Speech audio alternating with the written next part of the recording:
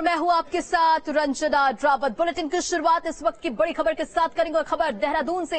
विधानसभा में बैकडोर भर्ती की जांच रिपोर्ट सामने आई है और 3 सदस्यीय विशेषज्ञ समिति की 217 पन्नों की रिपोर्ट सामने आई है। बड़ी खबर इस वक्त की देहरादून से आपको बता दें, विधानसभा में बैकडोर भर्ती की जांच रिपोर्ट सामने आ गई है। विशेषज्ञ समिति की 217 पन्नों की रिपोर्ट और 396 नियुक्तियों को असंवैधानिक और गलत माना गया है। बड़ी खबर, 2001 से लेकर 2021 तक की ये सारी नियुक्तियां हुई थी, 396 नियुक्तियां हुई थी और 2001 से 2015 तक की 168 नियुक्तियां भी गलत बताई गई है इस रिपोर्ट में। 2016 से 2022 तक की 228 नियुक्तियों को निरस्त किया जा चुका है। बड़ी खबर, भर्ती की जांच रिपोर्ट सामने आई। लगातार इस पूरे मामले को लेकर सियासत जारी थी और उसके बाद इस सारी भर्ती को निरस्त कर दिया गया था। जांच कमेटी बनाई गई थी जो लगातार जांच कर रही थी और अब बैकडोर भर्ती की जो रिपोर्ट है वो सामने आ गई है। विशेषज्ञ समिति की 217 पन्नों की ये रिपोर्ट सामने आ गई है और रिपोर्ट में क्या कुछ सामने आया वो भी जानिए। 2001 से 2015 तक की 168 नियुक्तियों को गलत माना गया है।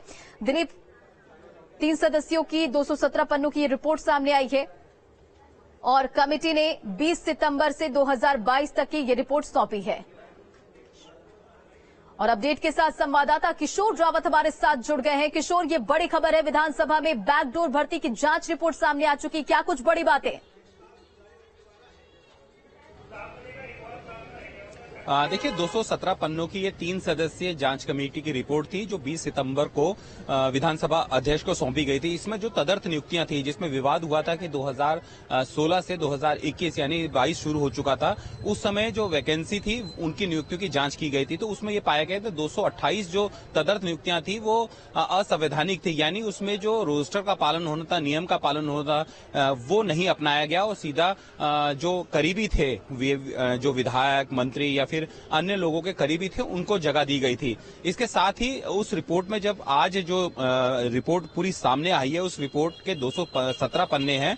उन 17 पन्नों में बहुत सारी चीजें लिखी गई है। विधानसभा की जो भर्तियां हुई थी उसमें नियमों का उल्लंघन किया गया, जो संविधान के अनुच्छेद 14 और 16 का अनुपालन नहीं किया गया, जिसमें समानता का अधिकार मिलता है कि कोई भी भर्ती अगर निकलती है सरकारी नौकरी में तो उसमें पहले मीटिंग बैठती है, विज्ञापन निकलता है, फिर उसके बाद उसमें रोस्टर निकलता है और उसमें अनुसूचित जाति, जनजाति, जनरल, ओबीसी, महिलाओं को कितनी सीटें हैं, तो वो किसी चीज का पालन नहीं किया गया था और इसमें सिर्फ ये था कि अपने करीबियों को, चहेतों को नौकरी दे दी गई थी।